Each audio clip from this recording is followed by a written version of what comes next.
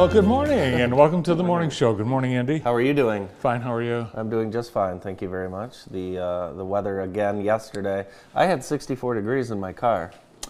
The record was 66. Okay, very set close. in 2017, so Very not that close. long Okay. ago. But Very close. it should be a pretty mild day. Showers likely, a high of 52, then tomorrow showers. Eventually getting cold, temperatures will fall throughout Friday, and by the end of the day it'll be 30, 33. Maybe some snow showers this weekend, Saturday Jeez. night and Sunday. What a weird winter. Let's look outside. Okay, let's go. Oh, very nice. Very nice outside. Every day looks the same. Little spring mist in the middle of February. Very nice. Yeah, wonderful. Where are you parked? Right out front. You know, the city, they use license plate readers to Yeah, ticket cars, but the legislature noted this week that there's no legislation that governs the use of license plate readers, and so they might clamp down on them. What, you're not allowed to use it? The government has no restrictions right now on license plate readers, and the legislature doesn't like that. Legislature? Never Yeah. heard of it. Yeah, anyways, it's crazy. All right, well, let's get right to it. What do you want to talk about first? Chickens or the Michigan Theater? Well, I think let's talk about the Michigan Theater. Okay, tell me what Yeah. happened last night at the big meeting. Well, last night the board held a meeting at the request of major donors. Interim Executive Director Nan Whitmore turned people away at the door who weren't invited when Who? people gathered and said, well, what? Why? And she said, there's not enough room. They were meeting in the boardroom upstairs, and people said, well, you've got a whole theater. And Nan said, you can't hear. Oh, so where did you meet? We met in the boardroom upstairs. Really? Yeah. Wow, I bet that was packed. It was well attended by donors and business leaders. The meeting started. Board member Chuck Ehrenheim read a statement acknowledging the massive negative community reaction to the board's decision to fire Steve Tucker as executive director, and he noted that each board member has been subjected to incredible backlash. I would say that that is accurate. Described the emails, the phone calls, etc. Nan Whitmore led the meeting and declined to answer any questions as various audience members asked for explanations on the firing, what the board plans to do next, future plans, how they're going to run the theater, how they're going to communicate with members, when they're going to have the annual board meeting. No answers were provided to essentially any of the questions. Several donors called for Nan Whitmore and board member, which was disputed by the audience whether that person is a board member. Former board president Catherine Snyder, several donors and members, business leaders in the audience called for Nan Whitmore and Catherine Snyder to resign. Both repeatedly declined, and in fact, there were also calls for the board to reverse their decision, resign, answer the concerns. One board member, Kathy Schmaltz, was very vocal in her opposition to the board decision and spoke loudly and heatedly at the meeting at primarily Catherine Snyder and Nan Whitmore. One board member resigned before the meeting. One board member resigned during the meeting. Okay. And throughout the meeting, most of the board members didn't speak at all. 3 of the board members said nothing and did not respond to. I think most significant, several donors and community leaders informed the board that they would pause or are considering pausing any financial support or pulling any future financial support. Wow. Several of the pledges that have been made in this community for the capital campaign, which raised $6.5 million for the restoration of the theater, are multi-year pledges. And in the case of the title sponsorship of the Marquee by American One Credit Union, that's a 40-year commitment. So there were several, the Alro Foundation, Alro, Southern Michigan Bank and Trust, True Community Credit Union, Jack V. Butterfield, American One Credit Union, Curtis, and Berlinski. All of those organizations had representatives who said that they would pause or withhold any future financial support while the theater appears to be in, quoting a couple of people, disarray and mismanagement. Wow. Phil Curtis, the the attorney who has been organizing the donors and community leaders, who actually brought these people together to meet with the Michigan Theater, which had been scheduled for January, but was canceled by the theater board. It was set for last night, and Phil Curtis noted that the immediate financial hit to the theater, just from the comments from last night, could exceed $1 million. Wow. Well, that's not good. And the board still didn't react. Well, they're going to have to react at some point to that. There was really no response. The board did not respond except what I've already said, that they. Well, you mentioned those businesses and those organizations that you named, longtime supporters of many organizations, and if you lose their support, you can't afford to lose their support. So you need to figure that out. But digging in your heels to cost the theater millions of dollars doesn't seem like the best answer, especially when you're helping run a nonprofit. Well, I think the members in the audience, the donors and the business leaders, they left. Eventually, it was like they left exasperated. Right. The board remained. MLive reported Daniel Salisbury had been standing outside wanting to get in, but Nan refused to let her in. And so she remained and interviewed people as they came out of the meeting. She was hopeful to interview board members, but it appeared that they left through a different exit. Interesting. More to come on that, I am quite sure.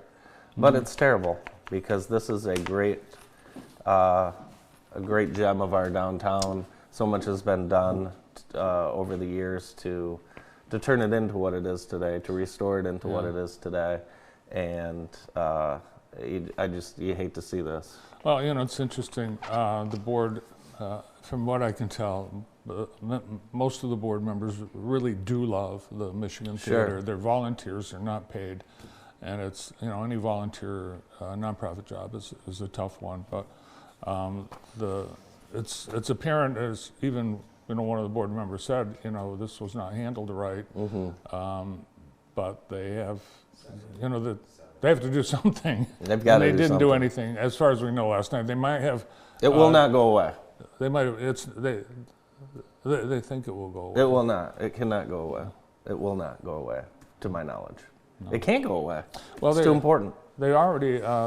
One person in the audience noted that the Jackson Symphony Orchestra, which had planned their 75th anniversary concert for next month at the theater, with a big star, Branford Marsalis, coming in, the JSO board had made the decision that they didn't have confidence that the theater was properly managed to handle this big event, so they moved it to the Potter Center, and people in the audience wondered what else might the Michigan Theater. Obviously, that's a financial hit. Well, there's a lot of financial hits that are taking place, especially just from the.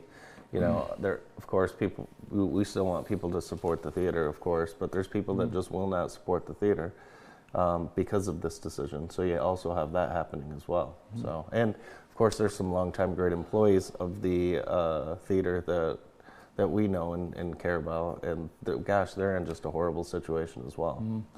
Yeah, they've been at the meeting. It was noted by one that the staff of the Michigan Theater had been told that they would be disciplined if they spoke positively about Steve Tucker. Really? Yeah. So I don't know if that's actually what happened, but that was what was said. You're just reporting I'm what was reporting said. what was said Mm-hmm.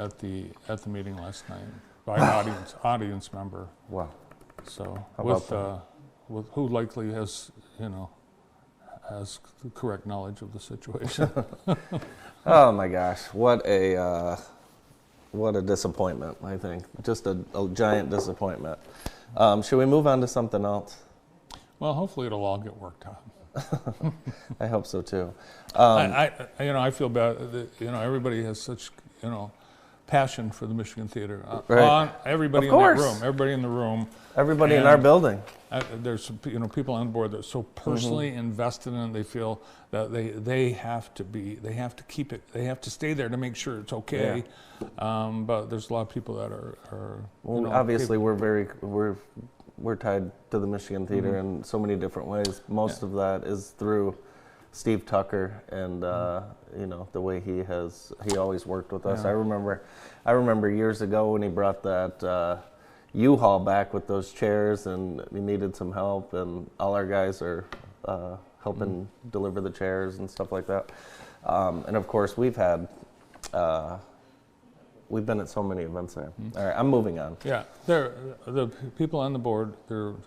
They're wonderful people for the most part that Sure. I know. The ones that I know they are, and they are passionate about the theater. One person on the board has been there 33 years on the board. Sure. So That's So devastating. best of wishes, best of luck to. All right. It's like I'm going to move on. I'm moving on because we've been talking about this pig I'm getting. Oh yeah, is it in yet? No, but I did talk to the consigliere from the butcher. Yeah, that's what he is, butcher. And so now I know what I'm getting, so I've been texting all of my friends and asking them what cuts of meat they would like, and they are just making fun of me, and no one's actually told me what they want. So I think I said I'd like some bacon. you'll get some. Okay. You'll get some bacon. Brandon's going to get some breakfast sausage. I hope that he takes it. Are they going to sausage it? Oh yeah, I've got a lot of sausage coming. And then Dave Barker, he wanted pork steaks. So you've probably never heard of those. No. So I'm getting some pork steaks as well. And what does Ben want? The head? Ben wants the hoof. The hooves? Ben wants the jowls that will be turned into bacon, and that's fine, and that's very common. So I'll be giving him some of that. And then yesterday we were talking about chickens. You were. Yeah, I was, but you're here, so you have to talk with me about them. How many meat chickens do you think the United States consumes annually? Meat chickens? Correct. Meat chickens. Per person or per Just, capita? total United States annually consumption. 1.7 billion. 9.5 billion. Wow. So that equates to 26 million chickens a day, or you eat one whole chicken every 13 days. Well, I don't know can't where they're believe putting that. these chickens. Does it bother you? Like, where are all these chickens? Well, what bothers me is they make the chickens too big. They've bred them. Kurt at Cascades Manor, Yeah. he said that they got a chicken in, it couldn't stand up. It was so heavy. The chicken? The legs went like this. The chicken? Yeah, Huh, that's a meat chicken. yeah. It just seems like there's not enough real estate I to went to house all those chickens. And then how are they getting from A to B, Brandon? That's a good question. I mean, Well- that's a big part of the trucking industry, I would think. Must be. I went to A&A Market. They've got chicken. Huge. I yeah. ordered two. I needed 2 chicken breasts, and they came out like this. It was like I almost had to get U-Haul to bring them home. They're so The big. chickens? Yeah. Well, you want. Chicken breasts, the best. It was That's huge. what you want. You want the big chicken. I don't want them that big. I would have bought one. Really? Yeah, I think it's a good idea. It's like I don't need that. I'm gonna go out chicken shopping later. So yeah, it's a lot of chickens for sure. The JSO has Motown this weekend, and you're invited. It's part of the Concert of Glow series. You can get tickets to Friday's show or Saturday's show. Both kick off at 7 p.m., and that is presented by our pals over at True Community. Also, Dahlem has its Chocolate Sensation Friday. That's at Gene Davis. So that should be a good event. And then again at Gene Davis on Saturday there's another event. Someone tell me what the other event is. Is it the Hollywood Nights? Hollywood Nights. Yeah, Hollywood Nights. The Family Service and Children's Aid. Not this Hollywood Nights. Hollywood Stars. Oh, yeah. See, we have a lot of Hollywood going on. This Yeah. is Saturday at the Potter Center. And then the FSCA is at Gene Davis as Hollywood well. Stars. Gene Davis is going to be busy. So, very good. Nice. Check that out. A lot going on this weekend. Let's- I look down and I see that we have our good friend, Jeff Bontrager, the soup at Northwest Community Schools. And Jeff joins us right after this break. Stay with us, please.